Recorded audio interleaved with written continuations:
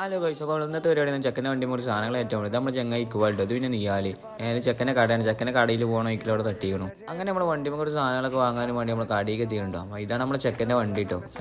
അപ്പോൾ നമ്മൾ കടയിൽ കയറി അന്തിമൊക്കെയുള്ള അത്യാവശ്യം സാധനങ്ങളൊക്കെ നമ്മൾ നോക്കിച്ചോണം. അപ്പോൾ ഇത് നല്ലൊരു ചില സാധനങ്ങളൊക്കെ നമ്മൾ പൊറുക്കി എടുത്തുകൊണ്ട് കേട്ടോ. വേറെ ഇത് നമ്മുടെ ചെങ്ങായി സീനാനിട്ടോ. പിന്നെ നാട്ടിൽ തന്നെ പിന്നെ കാണാതെ ഒരു മോശം. അത് കഴിഞ്ഞ് വലിയ എത്തിയപ്പോൾ നമ്മൾ ചെങ്ങായി ജവാദ് വിളിച്ചുകൊണ്ട് ചെക്കൻ്റെ വണ്ടിയിൽ എണ്ണയിൽ വീണാണ്. അതിൻ്റെ എണ്ണയിൽ ചെക്കനാന്ന് ചെക്കയുടെ പൈസ കണ്ടിട്ട് നമ്മൾ അത്തക്കണം.